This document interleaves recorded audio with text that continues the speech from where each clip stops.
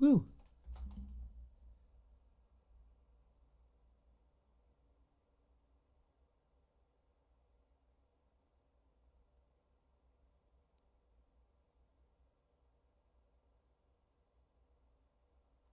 All right, cool. Let me just make sure a couple of these things are working. Okay, why does this not work? Every single time I have to go and fix it.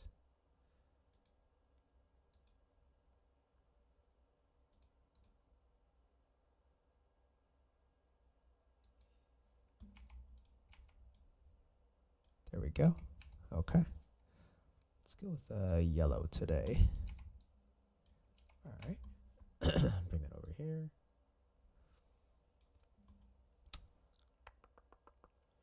Testing, testing. Mic sounds good. The cord is stuck though. I gotta upgrade some of this equipment. I think maybe that's what I do. Black Friday's coming up. Get some lighting. Lighting's okay. Lots to do, lots to do. Okay, so one thing I wanted to add is a notepad so I can write and put stuff on the screen. What the hell? What is in here?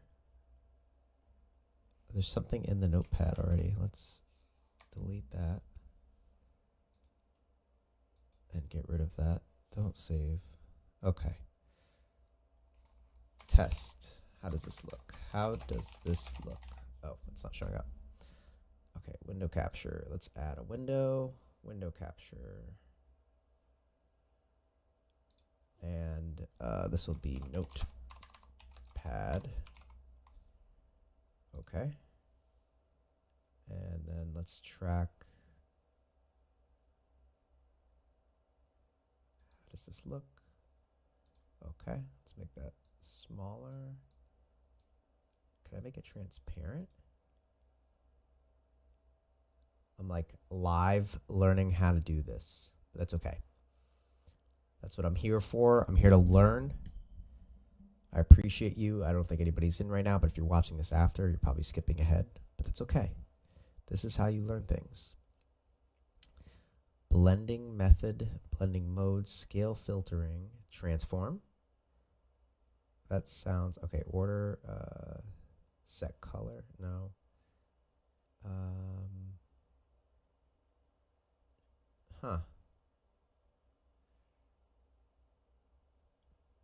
Properties? No. Let's try filters.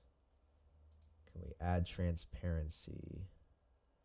There's a color key, a chroma key, crop. All right, how do I do this? Let's check the old internet. How do you make something transparent? OBS Studio. Open OBS Studio, create game capture. Under the mode drop down list. Under the window drop down list, select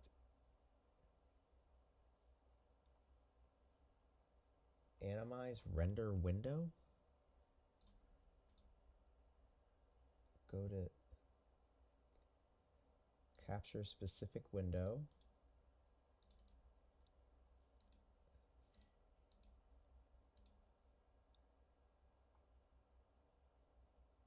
Under the mode drop down list. That's not an option.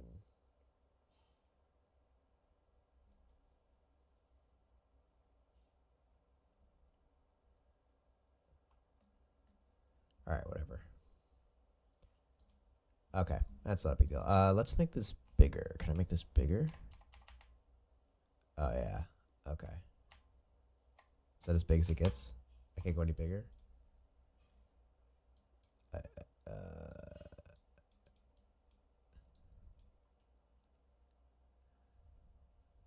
I literally can't go any bigger than that.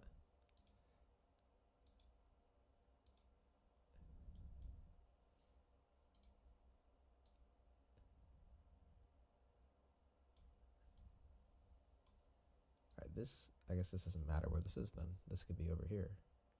Ah, Interesting. If I put it on my other windows, it's bigger.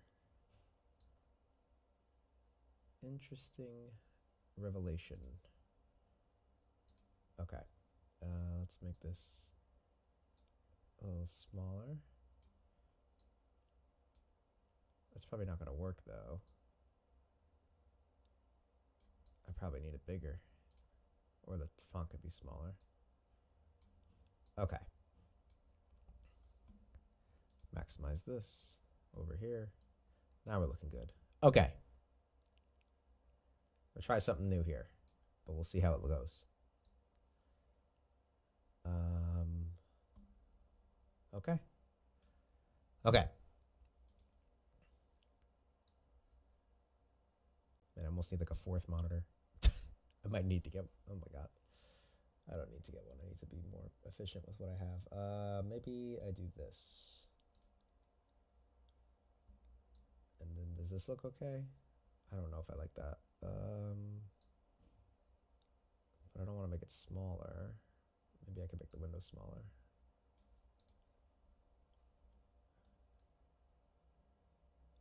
Yeah, I like that. Okay. Hello, whoever's there. Just getting set up. I guess I don't need the top, so let's crop that. That's not how you crop. Undo. Shift. Nope. Alt. There we go. How does this look? Okay. Crop the bottom. There we go. Okay. All right.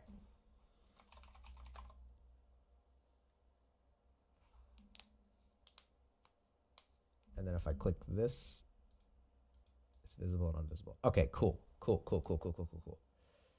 All right.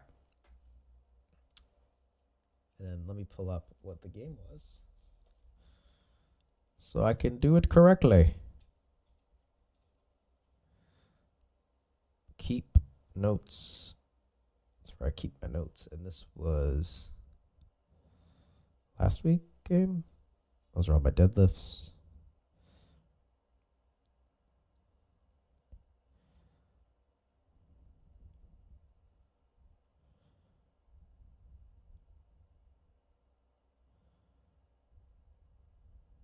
No, that was the crazy class.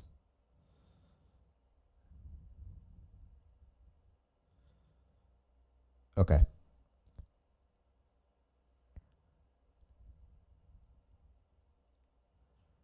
Okay. All right, let's get started.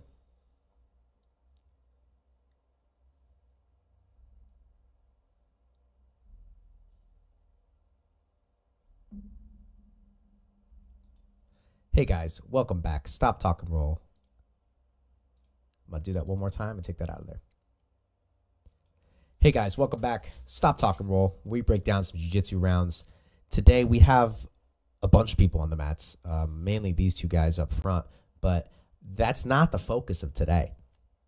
If you've been following the recent videos, I recorded a bunch a while ago, and I have been delving deep into the ecological approach to teaching jiu-jitsu, popularized by Greg Souders down at Standard Jiu-Jitsu in Maryland. Actually really excited. I'm going to get to go out there in a couple weeks to train with them and hopefully learn a lot. Not hopefully, I'm sure I'll learn a lot.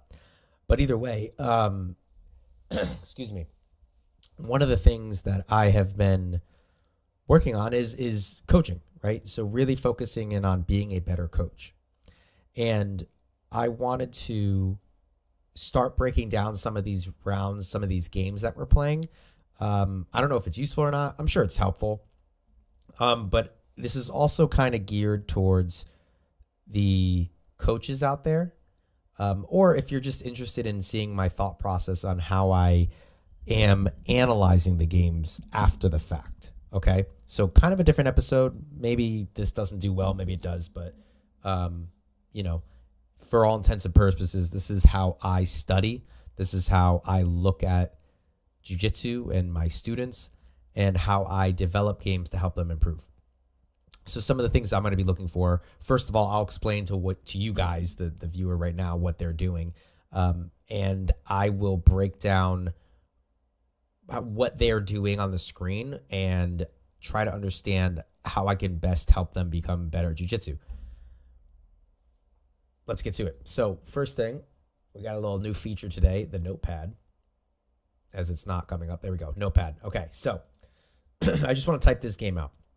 So the first game that we had today is a passing game, okay, passing / guard game. All right, so the top player, okay, or otherwise written as TP, okay, every game that I introduce, I'm going to talk about two things: an intention and attention. And this is not my own stuff. This is what I've been picking up from a lot of reading, listening to podcasts and whatnot. So I don't want to take credit for any of this, but this is my understanding as it is right now on November 17, 2023.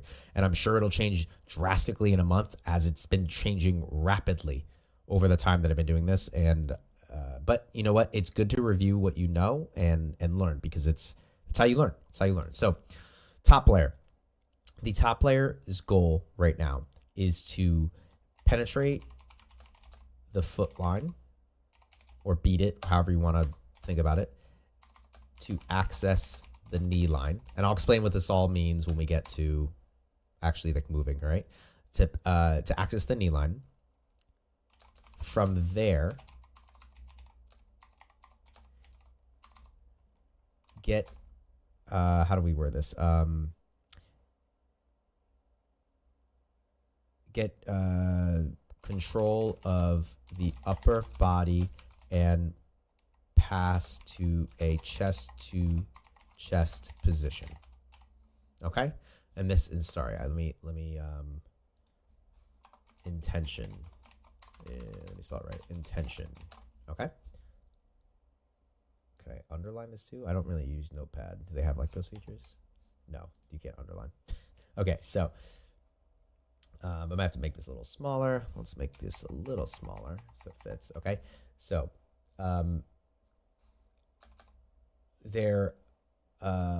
what was their attention? Attention. Let me just double check, because while the intention is pretty easy to remember, the attention can change drastically while they're doing it. Right.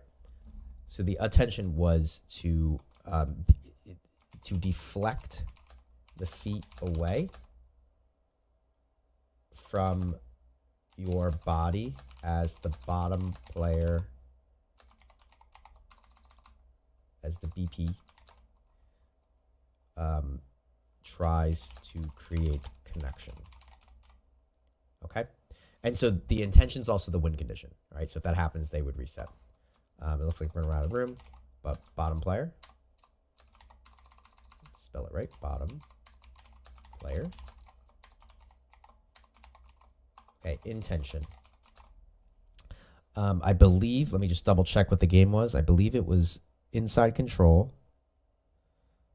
Oh, no, very simple. Get your feet on the top player and keep them away. Attention. Oh, intention. I'm sorry, intention. That's the attention.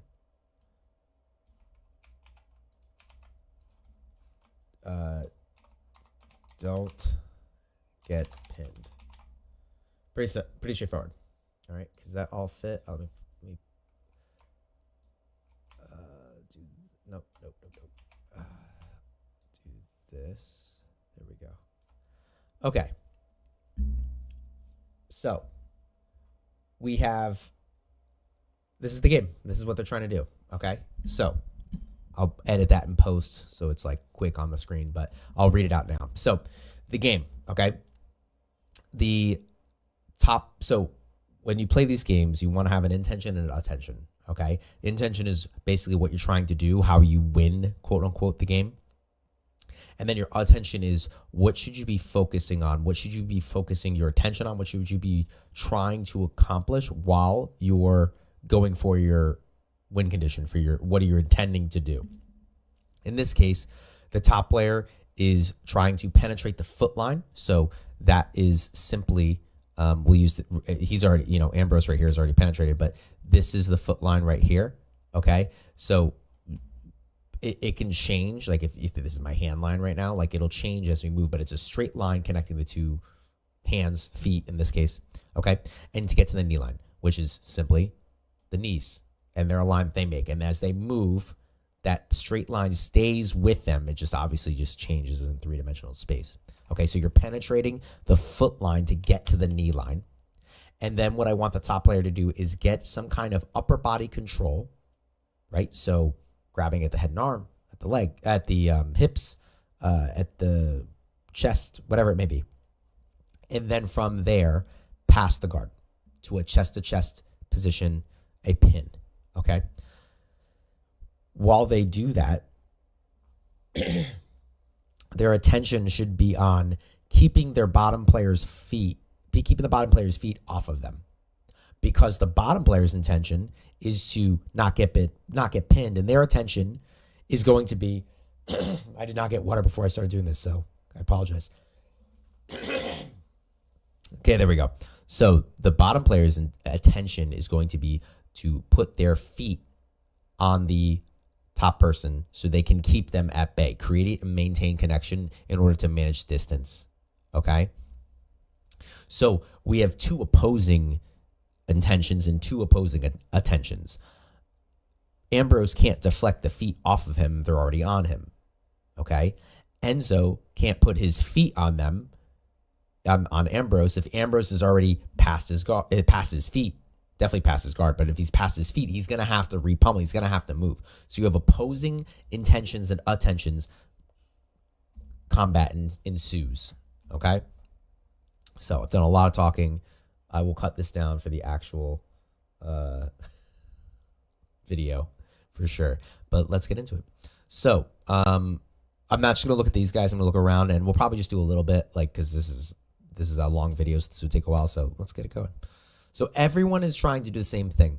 Right away, Enzo, great job putting his feet in the hips. So, and we go around. You know what? So, not the best version of it, but if we think about it, he is penetrating the foot line. I wanted people to focus on getting to the knee line first and then passing. But let's see if we got anybody else going. So we have Tao over here. He's in the foot line. We had two visitors, and I'm blanking on their name. I feel really bad. But he's a black belt. He's a purple belt, so that would be good to watch as well. They're also switching every time. So these guys are just, I like how the cameras focus on them, but they are not doing what I asked. Let's get this out of here because you can't see them. Let's see. This is why I wanted to be transparent, but whatever. I'll bring it back up when we need to. Oh, there we go. That was an example of it. Nice job. So Ambrose steps in. So he's penetrated the foot line to the knee line. Okay, so he has access to the knee line. Goes to sit down, gets upper body control, and passes right through. Beautiful. That was an example of what I was kind of intending for the top player to do. All right. So as we see over here, again, I apologize, I forgot your names, guys, but they're pummeling through the foot line, trying to get past. These guys are just jumping past the foot line. I'm trying to instruct them to remind them of their intention and attention.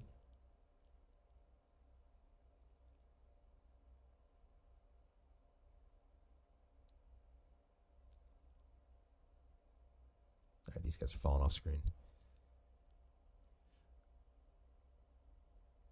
Oh, the bottom player was not allowed to sweep. I should note that. The bottom player was not allowed to sweep.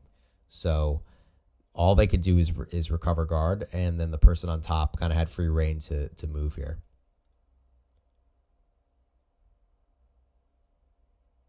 All right, so now let's see how I explain this so you can see it live.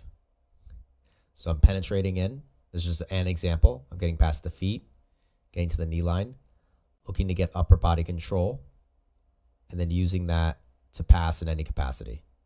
Get to a chest-to-chest pin. A pin being shoulders and hips on the floor. So let's see. Oh, so they asked for an outside version too. So you can go that way as well. So I showed an inside version here, right? So I step to the inside, and then I step to kind of a classic leg drag position. So there's options. Okay, let's see if they corrected. So remember, the intention for the bottom player, Ambrose, is to put your feet on them. So that kind of, so when you're planning these games, so this is for my coaches out there, but anybody, the intentions and unintentions will drive the position, okay? For Ambrose to be able to put his feet on his partner, it's going to be very hard for him to do that while he's seated up, right? He can put his feet on like his partner's feet, right? But like if I want him to put his feet in the hips or the chest or push away, he's going to have to lay back, which encourages the top player to penetrate a little bit. So it creates the movement, okay? That's an important key when you're making these games, is make sure that you're designing the game so the two pieces are opposing, right? Like I wouldn't want to design a game where I want one person to escape back control while the other person maintains chest-to-chest connection. Like that doesn't make sense, right? Like it's not what's happening. So what you're saying is you want the bottom player to get their back taken to then win the game. Kind of weird. Maybe there's a context for it. I'm not going to knock it, but in this case, it encourages the game to actually happen, because what you don't want happening is one person just scooting around on their butt, the other person kind of circling them, and they don't train, right? So if Ambrose here is, so you see, as soon as he sits back, he's able to use his legs. Now, it's not bad to stay seated. It is not bad. But again, developing skills against a realistic situation, which is, you've put somebody on their back. Look, he's grabbing at his legs. He's trying to put him down. This is realistic, okay? Nice job trying to go in. So he's, Enzo, you're penetrating one leg pretty good. Yep, there's one, and then the second one's in there. And he has the upper body control. Good idea. So I would slow it down a little bit and try to, you have great speed passing, which there's nothing wrong with, but just developing the skills for this game, right? Just look, so right here, looking for some kind of deflection. That could be opening up your hips, right? So bringing this hip towards the ceiling and this hip down, right? In theory, what would happen is Ambrose's leg that he's pushing off of your leg here would just slip right off, okay? So those are simple things that you could do, body movement, to create the same effect of what we're intending to do and what our attention should be on, deflecting the legs off of us so we can get to the knee line, all right? You're past on this side, right? You're all the way to the hip line. You're past the knee line and you've accessed the hip line, which is fantastic. That's even better, which is what I was intending to happen, right? That is what happens there. Once you pass the knee line, once you get past. So Alex over here is past the feet, but kind of a sketchy spot because those shins could be accessed in. Just jumps over. Good.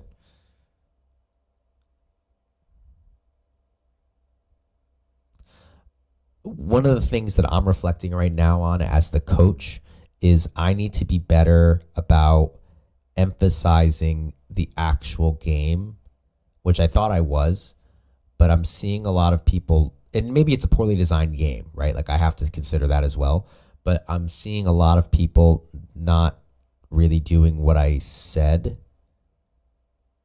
because like, for example, that jump over, I want control of the upper body before you pass.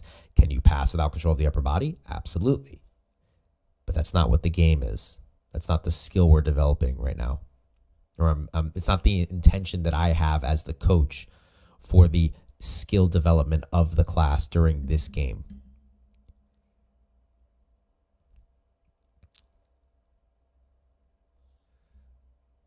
So Dom over here with P, he's getting blocked, has control right now. All right, so he's past the foot line. He's really intending to, or keeping his attention on deflecting that leg, which is good. Oh, what's the time? No, it wasn't time.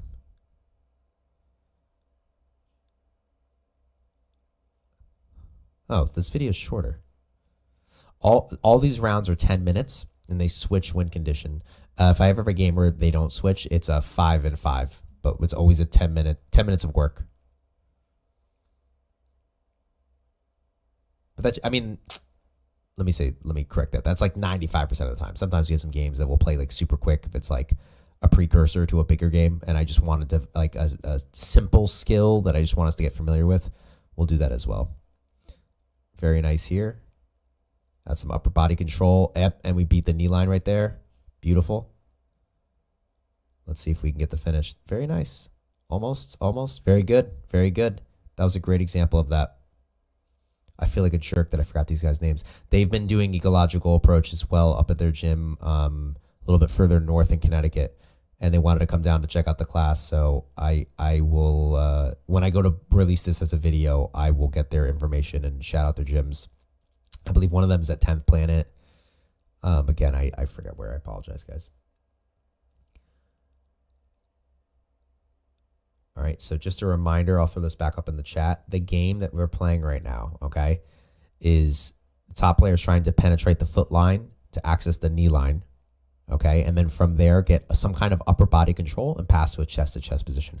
Bottom player is looking to keep their guards, don't get past, and they're looking to deflect the they're looking to get their feet on the top player by any means possible. Oh, and that's the end of it. So yeah, I mean, that's I must have stopped that early, my bad. Yeah, so takeaways as a coach, right? So I'm looking at this from a coach's perspective. I think that I need to be more, I don't know if strict is the right word. I mean, they're still getting to work, but I guess I really need to emphasize like the attention, right? Like, what should you be focused on? Heavily focus on that, because I mean, ever since that I've been training like this, and I'm a black belt. I've been doing this for 14 years. It's crazy how much better I've gotten at jiu-jitsu in the last 2 months. Like, it's nuts, and a lot of it has been sitting down, watching footage, or rolling and thinking, what am I doing here? Like not just the technique, quote unquote technique that we've been taught over the years, but like, what am I doing? And it's helped so much. So helping the students focus their attention on specifically what is happening. Now, as a coach, that takes time to figure out. If you've been training a long time, if you're already a black belt, it's not going to be hard. It is going to require work, but it's not hard because you already know. Like, you do it. You've learned. You just not you might not have the attention on what your attention is. If that's a really weird statement, but like you understand what you need to do from a collection of techniques and a technical aspect. Take a step back and figure out what are the big concepts that you're trying to achieve. What's the technique? What's the problem that the technique is solving?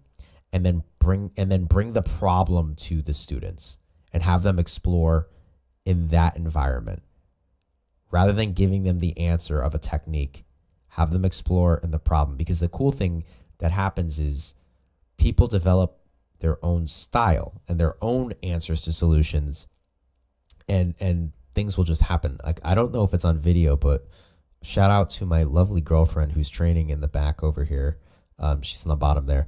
She was, we were playing a game of back control, chest to back connection, and the person that was attacking could finish. So they could finish with a choke, they could finish with an arm bar, whatever.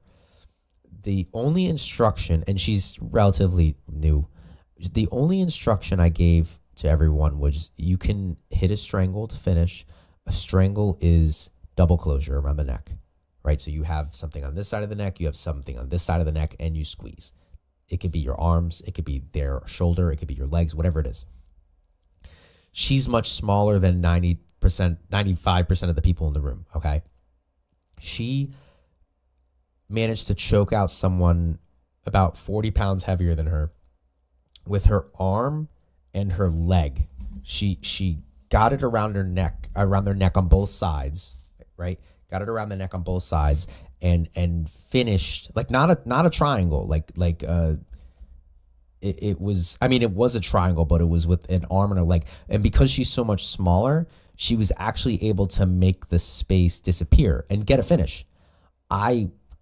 Maybe I can do that. I don't know. I never thought about doing that, but watching that was a very unique approach. I wouldn't have taught that because I've never done that. However, she had success with it. Now, obviously the question is that good in the long run? Is that something that's viable? Who knows? But that's not the point. The point is that she came up with her own solution to a problem, and the only guidance I gave was just double closure on the neck. Now she has something that works for her, and she could try it again on somebody else with a different body size and see if that works. Or she could try it again with the same person and see if it works, right? But this is the important thing about these games, right? You're bringing problems to the students, to the athletes, for them to solve, not for you to give them the answer. And you just help by focusing their attention and giving them some guidance and some intention to their opposing force, opposing roles between the two athletes. All right, guys, I'm going to keep streaming, but I am going to end the video now, so I'm just wrapping this up. I'll edit this out. But we're going to do, I have a couple more games I want to go over today because I think this is helpful. All right, so YouTube people watching the videos, like and subscribe. Please leave a comment. If you ever want me to break down one of your rounds, check out the description below and I can get you on the show. And have a great day. Bye. All right. So, next game. Hello, whoever's in the chat. You guys feel free to chat, ask questions. I would love to answer any questions. It makes it a lot more fun.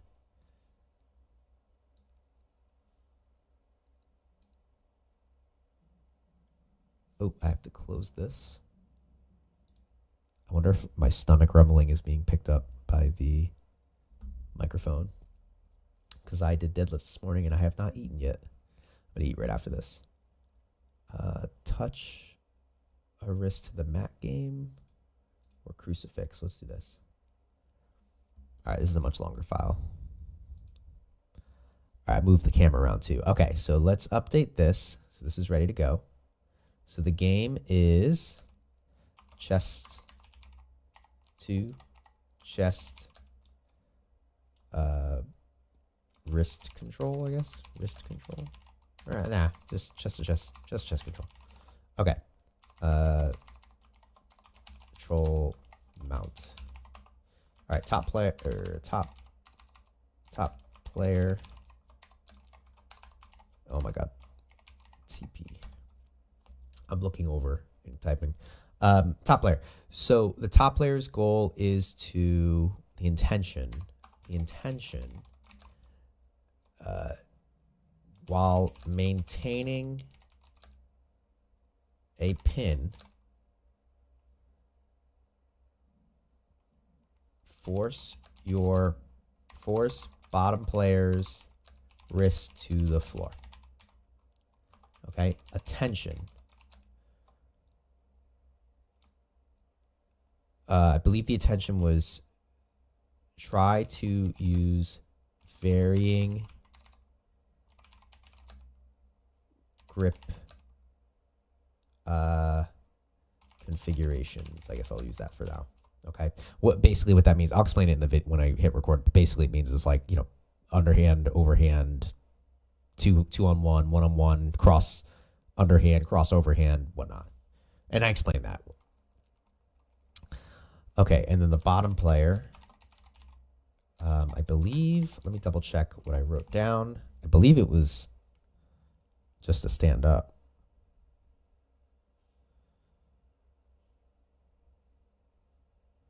Escaped, oh, it was all things. Okay, so it was escape to guard, reverse, or stand up.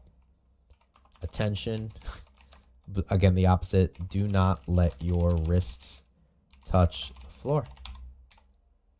Nice and simple. So, yeah. All right, let's get this going live. And let's do it. Hey guys, welcome back. Stop, Talk, and Roll, where we break down some jiu-jitsu rounds. Today we have another game, a bunch of people playing it, where we're looking to maintain a good chest-to-chest position, okay, and help develop control. So as we continue this series of looking at the games that my students are playing, I'm looking at how to help them out and also how to improve my coaching in further games, further development of games. So today, the game that we're working on is again, as I said before, maintaining a pinned position, okay? Specifically in this one, we're starting in a classic position that you will recognize if you've been training jiu-jitsu as mount. And what we're looking to do is, while maintaining a pin from the mounted position, force the bottom player's wrists to touch the mat. If you do that, you win, and then you're going to reset. The attention, right? So intention, attention. The attention that I gave the top players is to try different grip configurations. So overhand grips, underhand grips, cross grips, 2-on-1s, 1-on-1s. You have the full gambit. But just try different grip configurations. Bottom players' intention. Oh, I didn't write intention, attention. Let me do that. Sorry about that. Intention is to escape to guard, reverse the position, or stand up. And then their attention is do not let the wrists touch the floor, because that would result in a win. Anytime they need to reset, they're going to switch top and bottom. It's a 10-minute round, so they work for a while. Pretty much all my rounds are 10 minutes. This game came from actually a game that I got to participate in, which was I discovered that it's kind of hard. Maybe I'm just not that great yet, but it's kind of hard to maintain mount when you don't have control of their arms, especially just as we get better and better and better at escaping. If all I'm doing is sitting on them, it could be hard to do. Now, since we played this game and a few other games, we definitely, I mean, personally, I definitely have gotten way better at that. Like I kind of backtracked, but playing a game like this helped a lot. So what we have today, just right in front of us, this looks like Pete and Dom, but we'll take a look at everybody on the mats, but let's get going. Okay. So, getting them on camera. So let's see if anybody gets dinged already. A little bit more movement than the previous game. If you watched the last episode, or if you're just on stream and you just watched me record the last episode, the bottom player wasn't allowed to do anything really, but now, the bottom player can get out, can stand up. So what this also encourages, right? So you have to think about the things that when you develop these games, you have to consider what the effects are going to be. If the game for the bottom player is to not let their wrists touch the floor, they're going to use their hands on either up on their chest to defend themselves or on their opponent, which is great, which is what we want to happen. Looks like Dom's about to get his wrist to the floor, but Pete's trying to muscle out. That's going to be hard to do at that point. Yeah. At that point, Pete, what I would recommend to do is probably turn on your side to assist and bring it back in. Anytime your limbs get extended away from your body, they're going to get weaker and weaker and weaker. I really should have a weight in here, the amount of times that I've shown this on the show, but you guys all know what I'm talking about. Let's pretend this packet of Post-it notes, okay? Let's pretend this is a 30-pound weight, right? If I were to hold this right here, I can hold it for a decent amount of time, right? It's not that I can't hold it forever, but I can hold it for a decent amount of time. As I move this thing further and further away from me, right, and I'm holding the weight out like this, I'm not going to be able to hold this for very long, okay? It's getting weaker and weaker as it's getting further and further away from my body, Okay? The same is true in a grappling situation. When you remove limbs from center mass, right? The further away you get them, the weaker they become. So in this case, Pete, you're going to have to come and rescue this. And Dom, great job. Smart to get an underhand grip and kind of move it away. Did they not switch? Maybe I made it different. Maybe it was... No, they should be switching. So he's trying different grips. Good. And so we got 2-on-1. That's going to be a hard time. So one of the things that I was encouraging people... Ambrose is a big boy. Okay, so you might be looking at this and be like, what the hell is he supposed to do? There is something you can do. So there, that was it right there. I just pointed to it. Nice. I like how that I'm pointing to it in the class and I'm pointing to it here. He just did it right there. So that's how you know I'm not BSing. A straight arm, a straight frame, right? That's going to be strong. You're using your skeletal structure there, right? Like you're framing out on the arm. That's going to give you the power to move somebody, okay? The other thing is if you switch your grip around, right? Notice the orientation of my arm towards my body, right? If I have an overhand grip, you can see what's happening. When I have an underhand grip, right, or my palm up, my elbow's coming into my body. And as we just discussed about, that's going to be inherently stronger. Okay, there's a time and a place for this. I was like, don't ever do this. But in this case, when I turn my over, it's inherently going to become stronger as my arm is getting closer to my body. Okay, so this whole time, you can see Enzo's approach, which is not, this is a normal thing. You'll see this all in a bunch of these people. People are going to go overhand, elbows out. Okay, palms down, elbows out. Look at how his arms are. Elbow out. And let me back it up. Where he's like more of a fight. Look, so he's got overhand grips. Both elbows are out. He's trying to bring it in to push this way. And at the end, he gets it. But still, inherently, you're not gonna get a palm up grip and then like do this. Like it's a weird it naturally comes in. The other thing is straightening your arm. So now you have this underhand grip, which is what Dom was doing, and you straighten your arm. If my arm's bent, I'm going muscle against muscle. And let me tell you right now, Ambrose, nobody in the gym's beating Ambrose muscle against muscle, right? That is a big boy, okay? He's got a phenomenal physical business. I think he coaches. So definitely a good guy. Q as well. These guys are jacked and they'll get you jacked. All right. Physical fitness, personal trainer. There you go. That's the word I was looking for. Personal training. But like, you're just not going to do it, right? Like if you're going muscle to muscle, you don't win that. But watch the second Enzo, who's probably like, Amber's probably got 100 pounds on Enzo, right? The second that Enzo straightens his arm, even though it is an overhand grip, look how powerful that is still. This second hand does nothing. He pins him with one arm. And it's the same side arm. So that shows it would be way more powerful with an underhand grip from an opposing arm because you can go across the body, you're going to be stronger. Or they're going to be weaker inherently, right? That shows how strong a straight arm is. Boom. The second he straightens that out, look, it's... Watch. No wrist, straight down. Keeps it down. Okay? So that's one of the lessons that I hope people take away from this. Obviously, again, I'm still new at this, so I don't know if that's the thought process that I'm supposed to be having.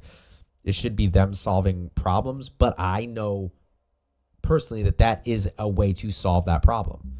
So it's pretty cool that Enzo, who's only been doing this for like a couple months, figured that out, right? Well, let's see. He didn't figure that out exactly, but he had success. Let's see if he can replicate it when he comes back around, when he gets his time on top. Let's take a look over here. We got Jay and Mike. Again, I forget these gentlemen's names. I feel bad about that. Oh, and there we go. Q. Oh, that's a beautiful example right there. Thank you, Q. I know it's like way in the back over there. Do I risk zooming in? That is not zooming in. That did not do it. Let me undo that. How do I zoom in? This might. No, that's not doing it. Oh no. Come back. All right. Nope, I don't want volume. That's okay. All right, so let's just back it up just a hair. All right, so Q's on top here. All right, he's looking to pin the wrist. He goes for an underhand grip. Dennis turns. Boom.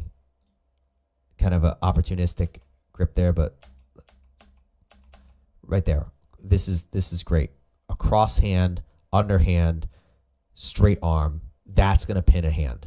Okay, that's going to get a hand to the ground. And then what you would look to do to continue is replace. So then you can actually attack.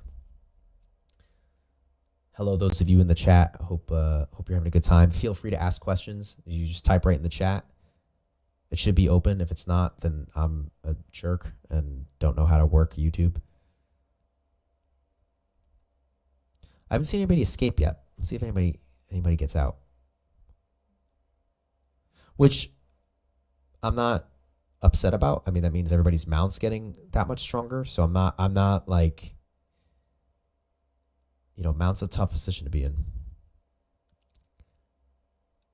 Yeah, hands in the hips is good.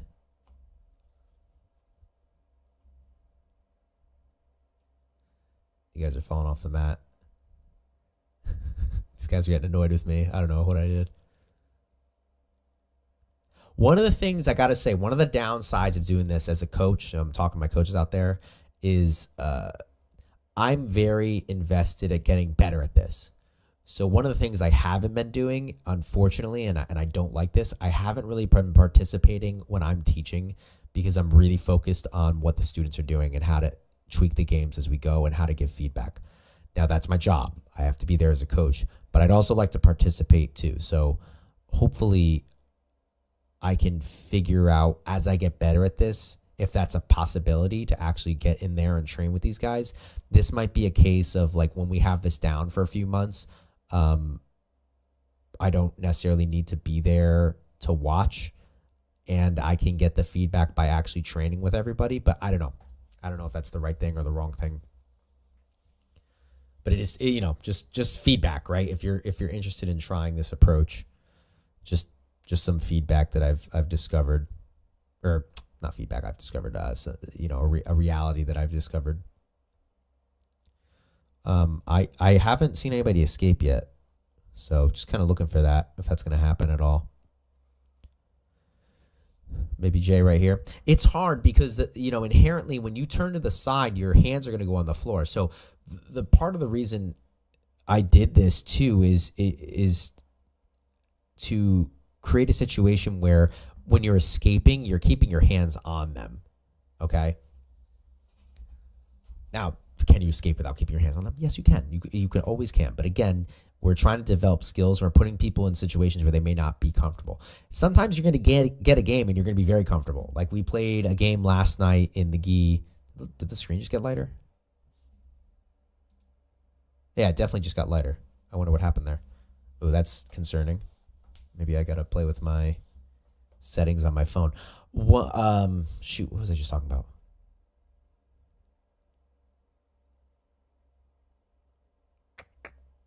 Great.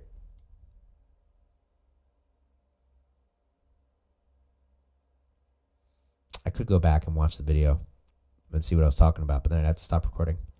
Oh, I remember. I remember what I said. I also discovered that the clock wasn't working. The battery wasn't working. So I had 10 less minutes than I thought I had. Last night, so as I'm recording this last night, it's a Thursday today. I was recording on a Wednesday. We were training and we got put into a position. I was actually training with Dom and my buddy Jonathan. He's not in this class, but we got started in a double under passing situation. And when I was a white and blue belt, Daniel Gracie was my instructor, and that was one of his go-to passes. So I got tortured for years with that pass. And I got to play that pass because we trained it so much. So when we started playing that position, it was like a cakewalk on both ends, right? Because I've been in that situation so many times. So we made it a little bit harder. I let them get it a little bit further along in the pass to kind of make it easier. But sometimes it's just really simple because you're really good at the position and they're not. Sometimes you get in positions that you're just terrible, right? And it forces you to get better at things that you wouldn't necessarily train. The other thing that's really good is, as these guys are going, again, I'm just kind of rambling. Maybe this is I turn this into a podcast where I just ramble over people rolling in the background. It's actually probably not a bad idea. It's probably not a bad idea. Yeah, maybe there's a. I never thought about that. What if you had a podcast? It's still a podcast, but in the background you have video going. So like you could it's totally fine. Like you could throw it on in the car and listen to it as a podcast. But like if you're watching it, there's also the visual component to it. And it's not just the people talking back and forth, but like there's something to watch on the screen. So like in this case, Jiu-Jitsu show has rolling in the background. So at any point, if I have a guest on and I'm talking to them, we could just stop and be like, hey, what's Pete doing here? Or what's Enzo doing here? And like, all right. And then I see that the problem with me doing podcasts is I fucking forget what the fuck I'm talking about.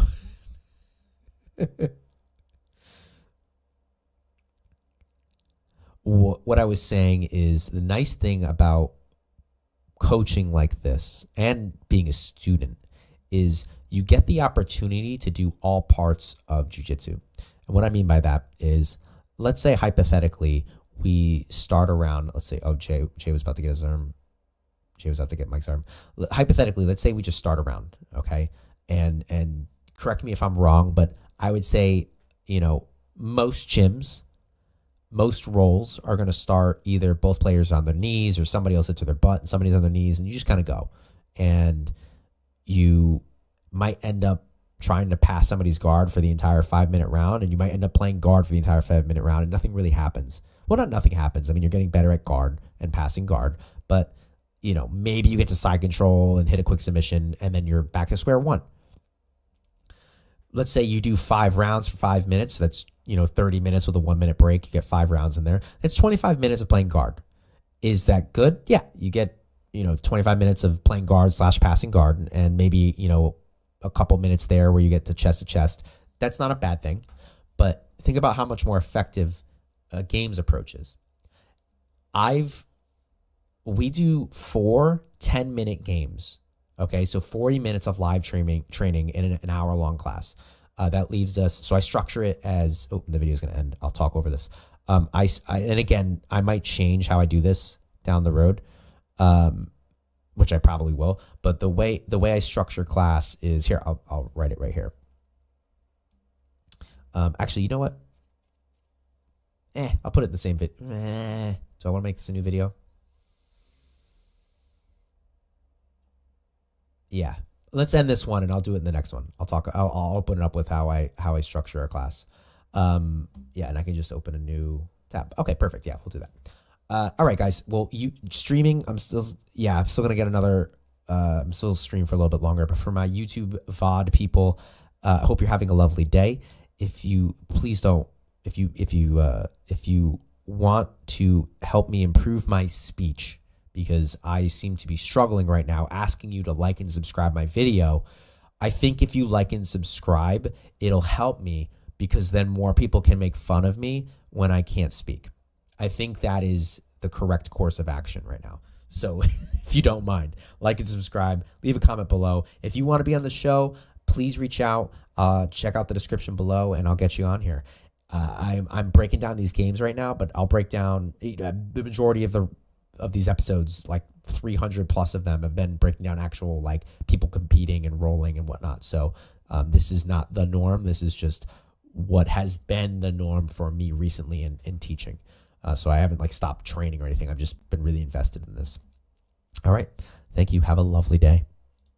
All right. We're going to keep going. And I see 3 people in here. Where you guys can chat. Please feel free. Hello. feel free to ask questions. Like it makes the show so much better when you guys ask questions. So I'd love it. Okay, so let's get the next video up, and I will get the game written out. Oh, it's a crucifix position. Okay, that works. Let's make this big. All right, let me write down the game before we start. Crucifix. I write down the games on my phone, the intentions before I go to class, so I have them all. So crucifix. We did this. I'll explain it in the video, but we did this because one of literally the class before, Tao, one of our students was asking, what do I do from there? And I was like, well, instead of answering your question, we're going to play the game, and I'll give you some intentions and attentions to focus on. Maintain chest to back connection via a crucifix and attack for a submission.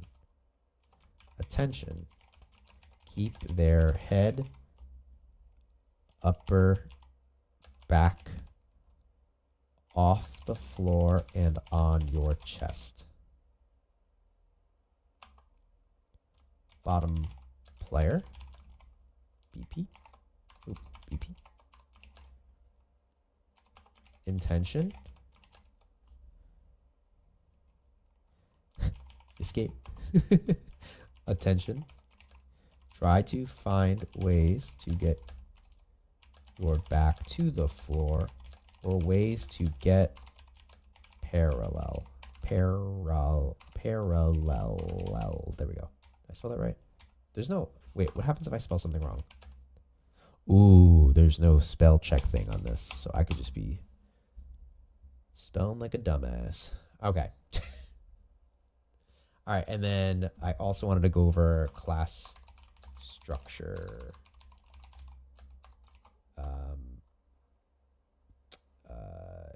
Game. I guess rules of game. 2 minutes. Game. Live training. Living training. Live training. 10 minutes. Reflection. 3 minutes. Repeat 4 times total. Actually, I could put that at the top. Repeat the following schedule 4 times for a total of for a 60-minute class with 40 minutes of live training. Okay. So let's do that. Class structure. Game crucifix. Okay. Cool. And I'll hide this for the time being. All right. I'm going to have to throw myself on the left side for this one.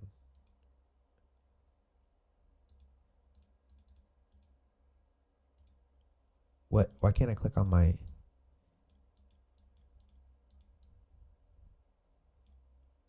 What the hell? Do I have to put this... Oh, do I physically put that on top for me to be on top? What is happening?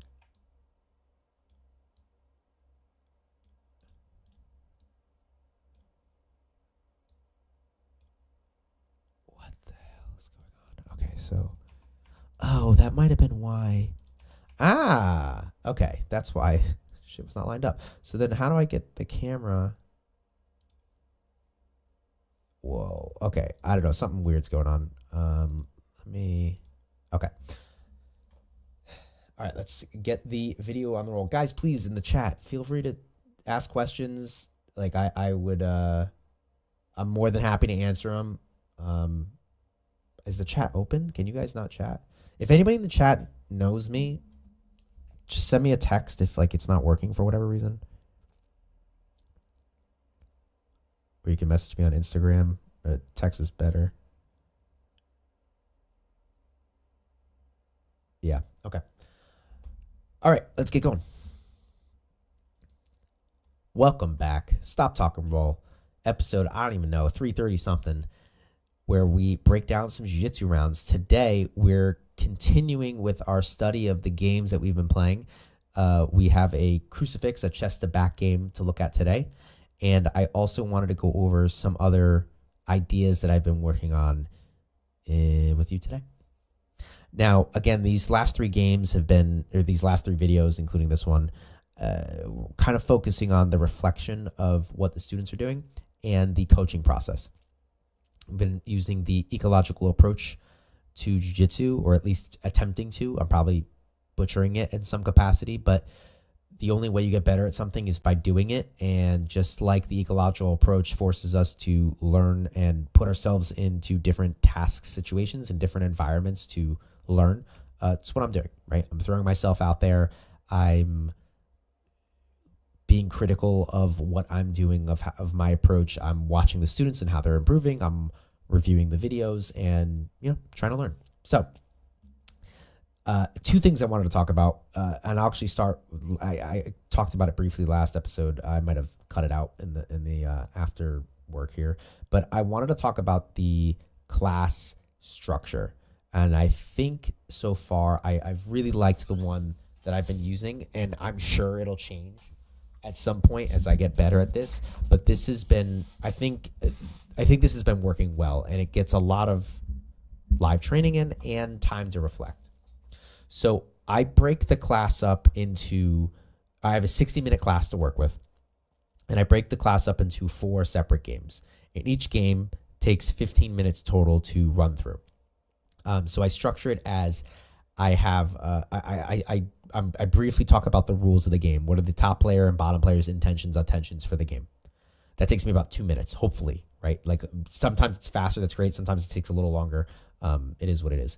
I do field questions here, but not like how to do something. It's just, what is the focus? This is no wax on, wax off thing. If somebody asks me specifically, like, why do we do this or do that? I will explain it. This isn't like some secret thing for them to like, oh, I understand it now. Like, be specific, be intentional with your explanations. Okay.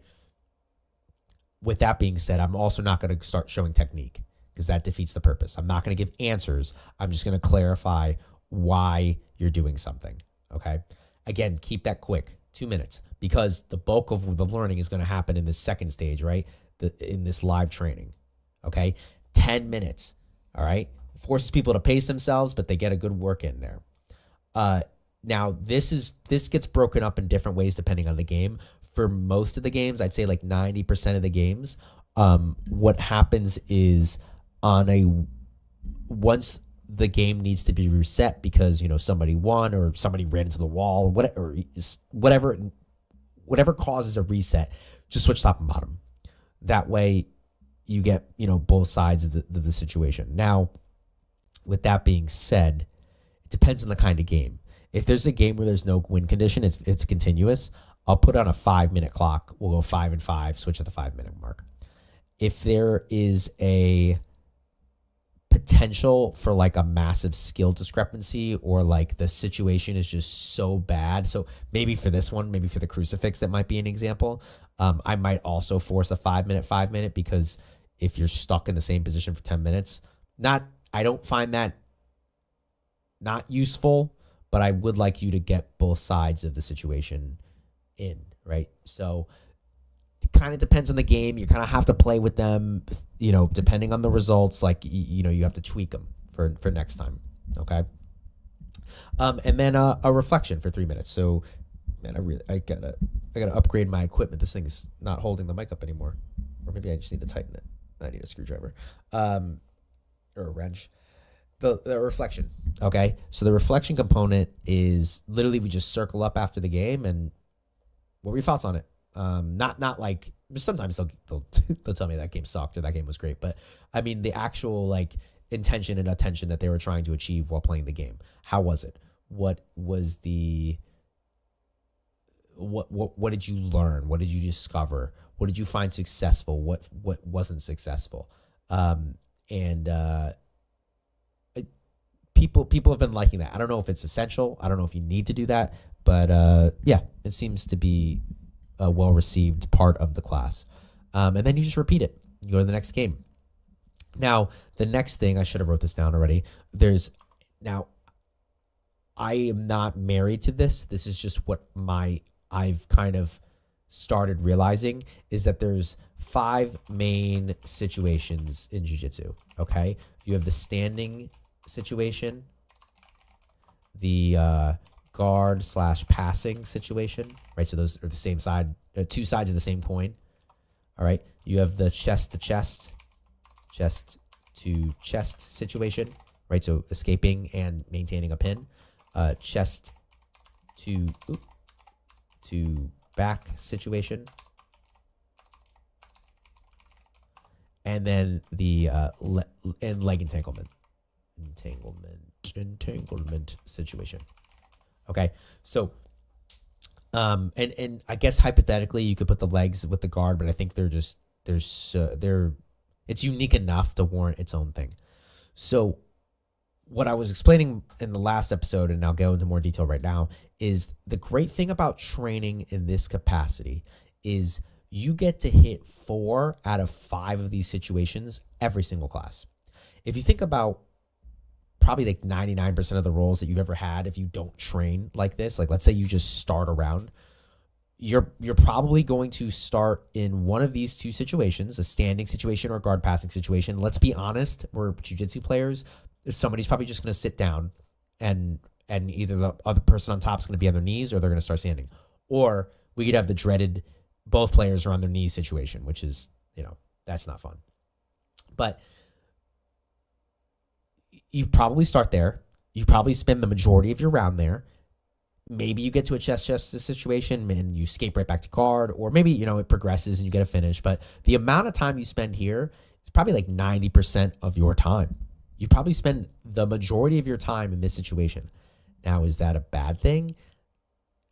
Not if you want to get better at playing guard or passing, no. But if you want to get better at these other 4 really important areas, yeah, it's kind of bad. It's not good, right? Let me just number these off. 1, 2, 3, 4, 5.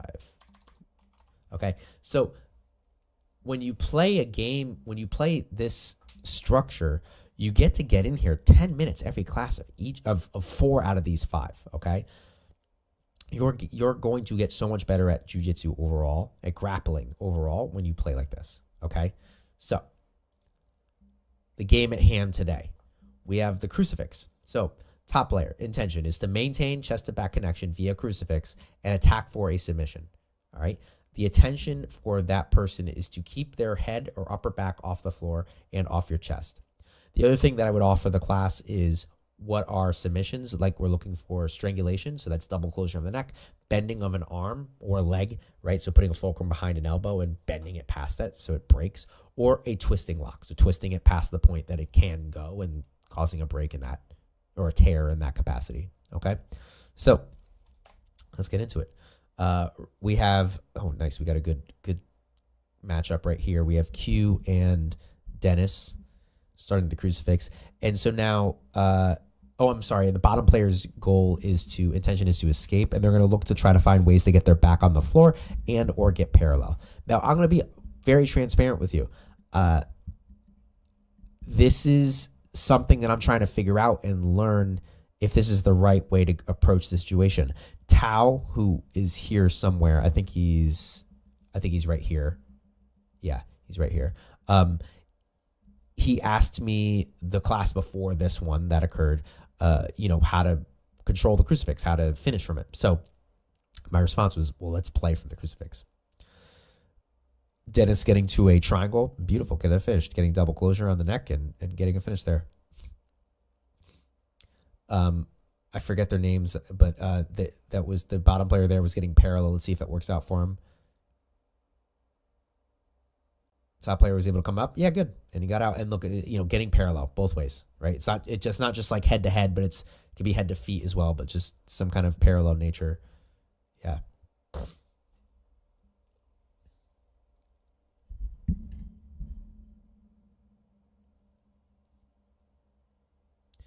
Ooh, that's rough. Let's see. cool thing about the crucifix too is all kinds of breaks are available, right? You can get bending, twisting, and strangulation from this position. So definitely a cool position to play with as you have a lot of opportunities. Could be overwhelming too, though, because you have a lot of opportunities.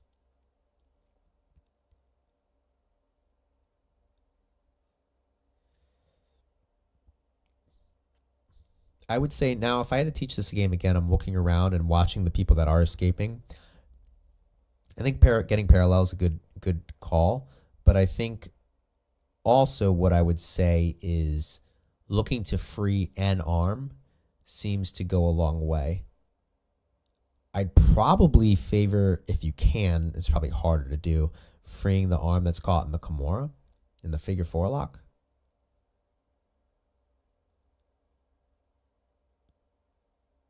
But yeah, I don't know. So yeah, Q, that's what I was talking about. Like, they want your chest. They want to maintain that chest to back connection. So if you go up further, that's not a great situation to be in. I guess if you go all the way, you could flip them over. That might change things, but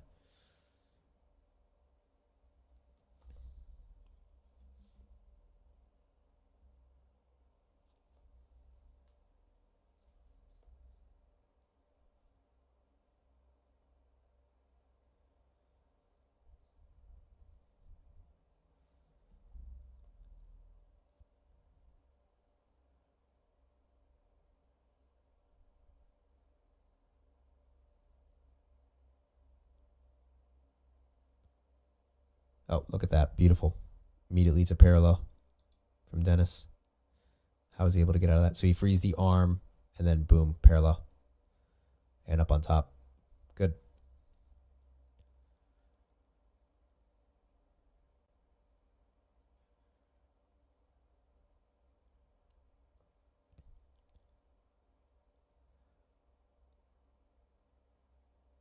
The cool thing, so now just some more specific things for the crucifix. There's a cool connection with the triangle and the Kimura in this position. If the bottom player doesn't connect their hands to defend, generally that figure 4 lock is going to be available. Your goal there would be to get the hand away from the body and then twist, right? You can't twist through the body. So the fight would be getting the hand away from the body. Now, the cool relationship that happens here is naturally what happens is or maybe not naturally, but if the person that's being attacked is aware that their arm is in danger, what will happen is they'll usually come through with the other arm and grab. Now, this makes the Kimura very difficult, obviously, because again, you would have to break this grip first, and then you'd have to get it past the body to actually finish, right? You can't Kimura somebody through the body. So the cool relationship that happens is when they connect their hands, suddenly the inverted triangle, I forget which kind of triangle it is, doesn't matter, but the triangle for strangulation for a finish becomes significantly more dangerous. The other option too, depending on where the figure 4 lock is, if the head is involved, another thing that becomes very dangerous for the bottom player is now a short choke, like a rear naked choke with just one arm. So pretty cool relationship that you can attack there. The other thing that I saw some people trying, which I know is a thing, but I don't know if I saw too many people have success with it, is trying to create a situation where they're attacking this arm as a straight arm bar. And so again, that's that relationship of twisting locks, bending locks, and strangulation, where all three are available there. So Q, you keep letting Dennis's arm escape here. So what I would recommend is taking your hips and turning them up north to the sky. And because he's escaping, let's watch when he escapes. He turns, gets parallel for half a second, and then rotates out. So I think if you raise your hips to the sky, I think when he goes to turn, his tricep hits the arm. It makes it much more difficult for him to get out.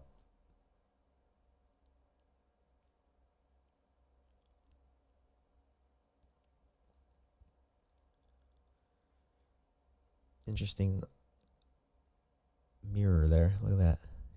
Getting all fogged up.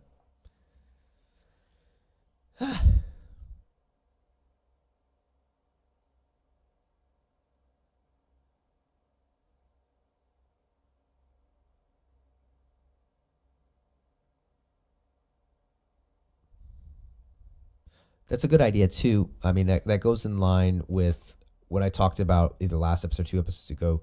As you get the limbs further away from their body, they get weaker and weaker. You can see this little adjustment that Dennis makes here.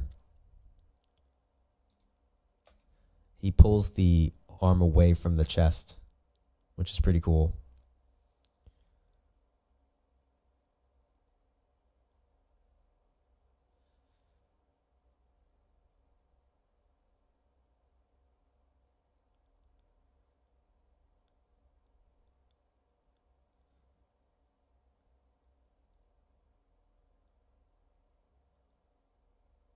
So this is that relationship I said now. So the hand comes to rescue, and now the triangle is available. Although I wouldn't let go of the Kimura, though. Let's see how this works. Oh, he pulls the arm back, goes for straight arm bar. Q turns to the arm, gets back to the rescue. So now this is where the triangle is available. The arm bar is available too. Might be a little weird to finish because the hips aren't really in play. Well, they are, but they're. I don't know. I have to get into that position and see.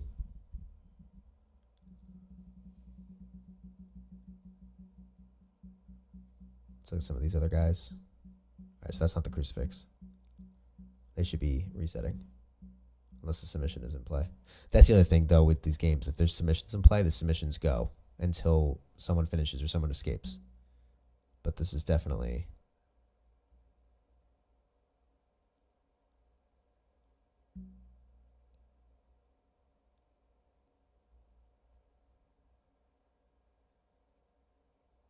So this is that back to that game one, that the 2 days ago, where I need to, as a coach, really make sure that people are playing the games. Actually, I guess not. It's not really on me. They do whatever they want. But as a student, as a athlete, I would recommend following along with the games, as they will help you get better. Having a focus.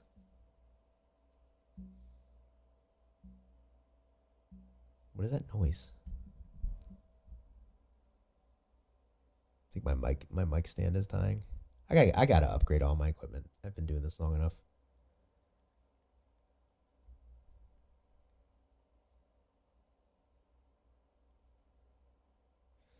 All right, this is about to finish up anyway. All right, guys. Well, thank you for watching. I'm gonna end the stream now. I got to go get some stuff done, but have a lovely day. Please like and subscribe. If you want to be on the show, check out the description below. I'll get you on the show. If you want to be on the show, check out the description below. Or check out the description below if you want to get on the show. Either way, I'll figure out which way it sounds better. Reach out to me. I'll get you on here. Break down jiu-jitsu rounds. Good time.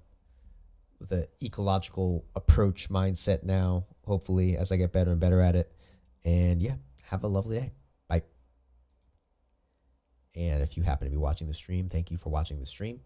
Please like and subscribe, and you as well have a lovely